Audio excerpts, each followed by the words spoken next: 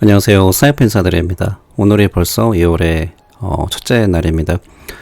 1월달이 정말 빨리 지나간 것 같은데요. 저는 개인적으로는 그래도 한 달을 마무리할 때 감사한 마음으로 별일 없이 지나갔다. 그렇게 또 새롭게 시작을 하는데 2월 한 달도 제 방송 보시는 분들 올해는 더 암호화폐 좋은 결과, 수익을 얻으셨으면 합니다. 오늘의 방송은 그렇게 길지 않을 것 같은데 또 하다 보면 길어지는 경우가 있더라고요. 오늘의 방송 바로 시작하겠습니다. 데이빗 숄츠가 이런 말을 했습니다. 충격받을 준비를 하세요. 무슨 충격을 받아야 되는지 보면은 이 샘 뱅크 프리드맨 얘기를 하는 건데 좀 자세히 보시면은 2억 5천만 달러 뭔지 아시죠? 이제 보석금인데 이걸 내고 풀려났잖아요. 이게 전부 다 투자자들의 돈입니다. 근데 여기에서 보석금에 2명의 공동 서명한 사람이 있는데 이거를 법원에서 밝혀야 된다 이렇게 공개하도록 신청을 했는데 많은 언론사들이 여기 자세히 보시면은 저는 이런 걸 다 일일이 좀 읽는 게 좀 지겹긴 하지만 좀 간단하게 읽습니다. 지금 지방법원 판사가 공동 서명한 부모님은 했어요. 부모님 말고 2명이 더 있는데 그 신원을 확인되지 않았기 때문에 이름을 공개할 수 있도록 판결했습니다. 근데 문제는 뭐죠? 이번에 리플 소송을 따라 2년 동안 보시면 알겠지만 항상 항소를 할 수가 있습니다. 항소를 해가지고 결과가 어떻게 나올지 모르겠는데 지금 다수 언론사들이 문제에 대해서 대중의 관심이 아무리 강조해도 투명성 지나치지 않다. 그래서 두 사람의 신원을 공개해달라는 소송을 법원에 제기를 했습니다. 근데 이제 말도 안 되는 이쪽 변호사는 신체적 위협의 가능성이 있는데 무슨 위협의 가능성이야? 지금 그 짓을 하고 이렇게 멀쩡히 살아있는데 그 말이 안 되잖아요. 그래서 아무튼 이런 상황인데 2명인데 제가 말씀드리고 싶은 좀 인사이트 스스로 인사이트라면 근데 표현이 안 맞습니다. 제가 그건 실수한 표현이고요. 제가 그래도 캐치를 할 수 있는 거는 보세요. 충격받을 준비를 하고 있다는 말은 누군지 안다는 소리잖아요. 누굴까요? 혹시 브래드 갈리어스? 농담입니다. 제가 말하면서 웃겨가지고 썰이 한번 해봤고요. 2명이니까 브래드 갈리인가?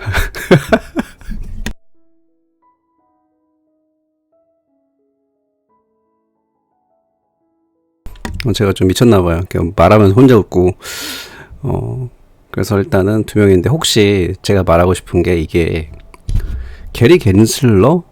제가 뭐 희망회로일 수도 있지만 만약에 이게 게리 겐슬러라 그러면은 파장이 정말로 커지거든요. 그러니까 제가 게리 겐슬러라고 확정되는 거 아닙니다.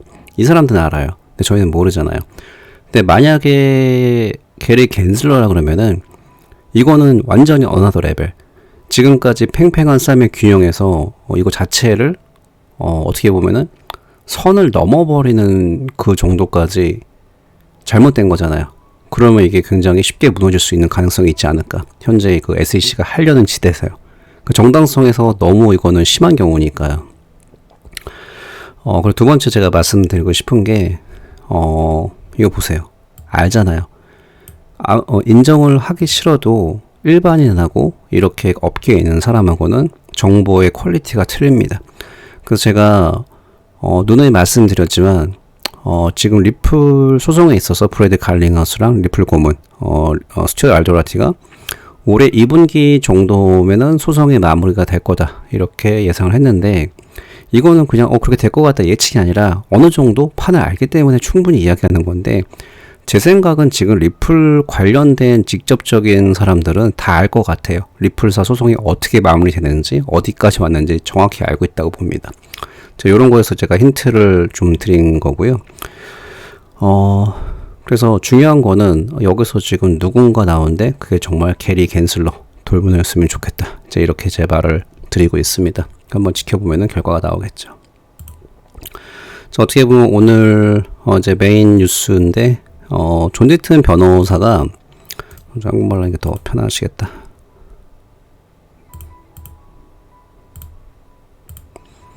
여기를 먼저 보시면은 존 디튼 변호사가 이제 LBOR의 케이스 다들 아시죠? 뉴햄프셔에서 열렸던 LBOR의 케이스 SC랑 최종 심리에 직접 참여를 해서 내용을 하는 건데, 더 자세한 내용은 이제 라이브를 통해서 나올 거예요. 근데 거기서는 더 좀 깊이 있는 정보를 얻을 수가 있을 것 같고요. 현재 나온 거로만 제가 말씀을 드리면은 이거 여기 들어간 이유가 LBR을 위해서 아미커스 브리프 참석을 하는 거고요. 왜냐면은 LBR의 케이스, LBR의 LBC 코인의 증권성은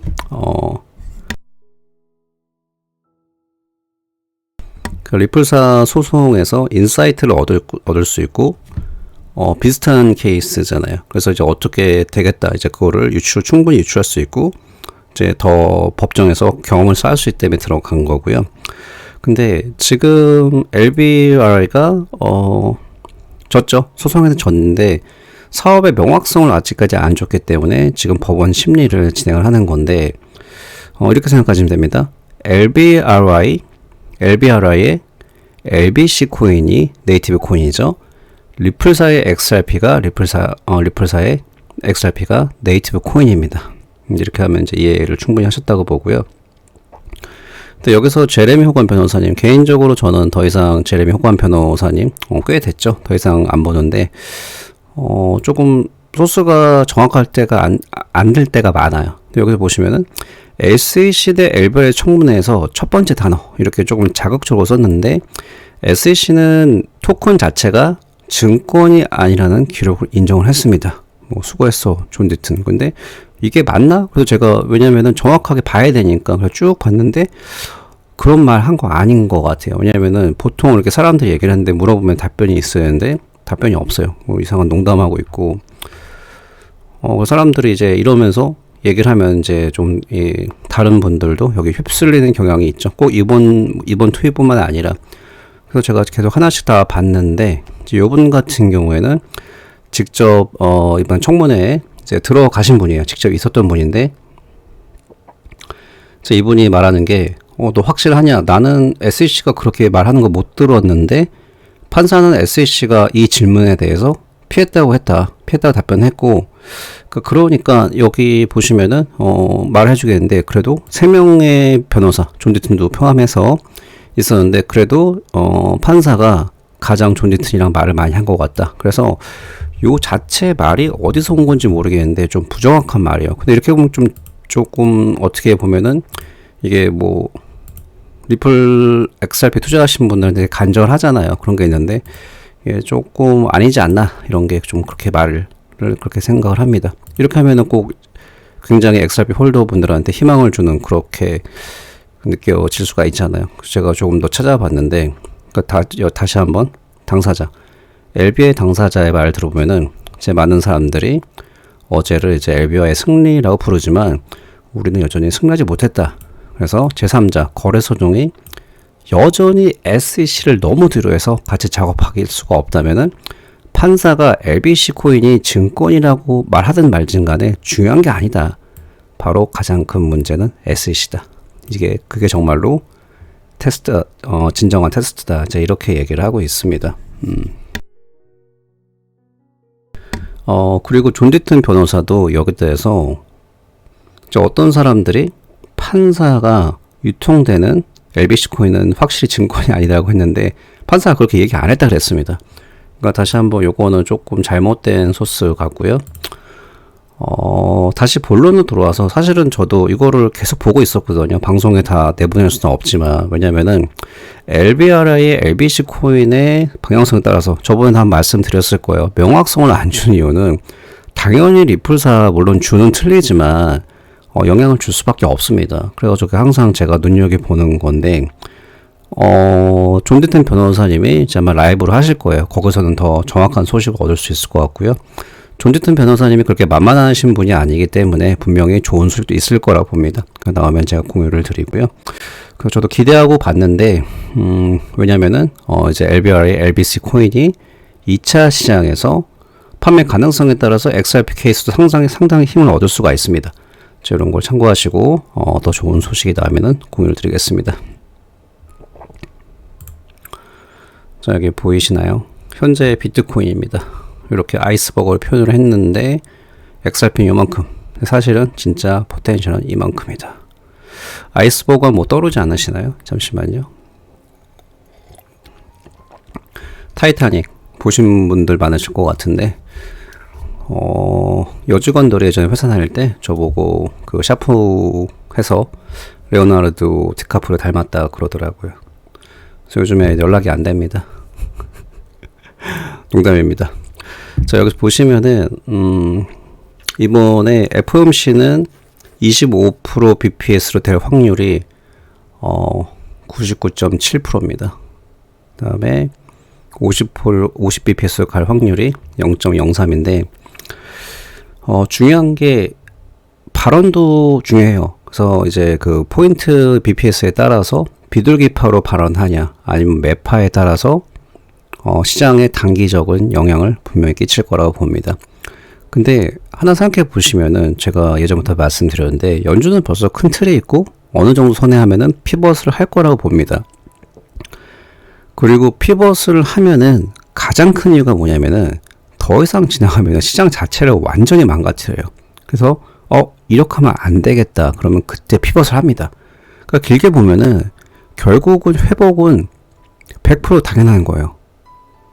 그래서 지금 걱정할 필요가 없지만 이런 걸 보는 이유는 중간중간 어떻게 돌아가나 이제 내비게이션의 역할을 하는 거잖아요. 그쵸? GPS 역할을 하는 거고.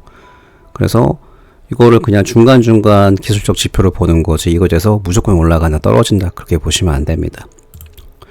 자, 여기서 보시면은 조금 더 자세히 보시면은 날카로운 피벗이라는 말 다 많이들 아시겠지만 제가 항상 쓰는 말인데 피벗이라는 게 이제 농구 경기에서도 갑자기 턴을 하는 거죠. 확 그 스탠스를 바꾼다. 그러니까 연준이 피벗을 한다는 소리는 금리 인상에서 피벗, 바로 금리 인하 정책으로 간다. 이제 그렇게 이해하시면은 앞으로 방송 들을 때 더 편하실 것 같습니다.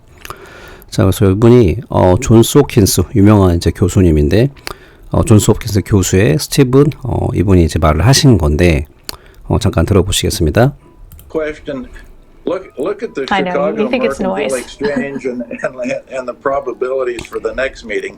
Let's worry about Wednesday. Wednesday, it looks like there's virtually, 98.4% 제 방금 말씀드린 이번 FOMC 회의에서 거의 뭐 99점 몇 프로로 25 BPS로 갈 것 같다 이제 얘기를 한 거고요. probability priced into the market of a 25% basis point. So that's I think what's going to happen Wednesday, and they'll continue on this track. But to answer your question, there could be a sharp pivot.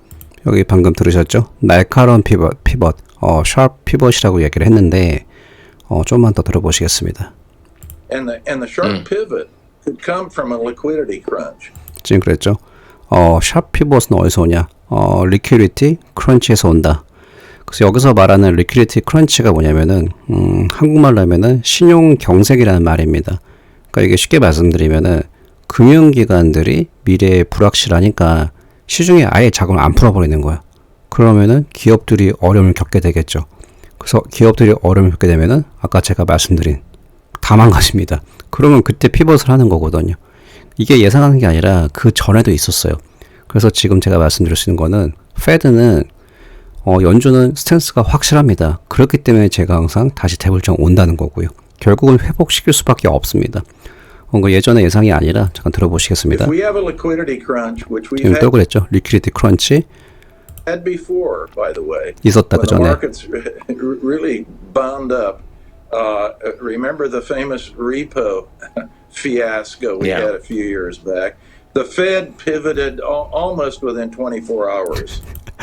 예전에 그 리포 피아스코 문제 있었을 때 있자마자 연준이 피벗을 언제 했는지 아세요? 24시간 만에 했습니다. 그게 바로 연준의 실체예요. 그 결론은 뭐죠? 다시 한번 불장은 오게 되어 있습니다. 그러니까 현재 히스토리를 보면은 2023년은 저는 아직까지는 뭐 그렇게 여러 지표를 보면은 2023년은 업앤다운이 심할 것 같아요. 하지만 결국은 정리식 매수의 한 해라고 보고 있습니다. 지금 다시 조금 비트코인이 바운스를 하고 있는데 제가 기억나서 말씀드리면은 이더리움이 현재 시장에서 두 번째 블루칩이잖아요. 지금 이 하락장에서 비트코인, 이더리움. 근데 이더리움이 지금 보면은 저번 장에 비해서 역시 좀 더 탄탄해졌습니다. 그러니까 가격 방어도 더 잘하고 있고, 그리고 근데 지금 생각보다 많이 지금 바운스가 안 됐어요. 그래서 이번에 조금 이제 랠리가 시작되면은 이더리움도 꽤 많이 올라가지 않을까. 항상 아웃퍼폼, 이런 상황에서 이더가 아웃퍼폼을 한 경우가 많았었거든요. 자, 이렇게 생각을 하시고요. 결론은 뭐다? 불장은 다시 옵니다. 자, 이렇게 생각하시면 좋을 것 같습니다. 자, 오늘의 방송은 여기서 마무리하겠습니다. 감사합니다.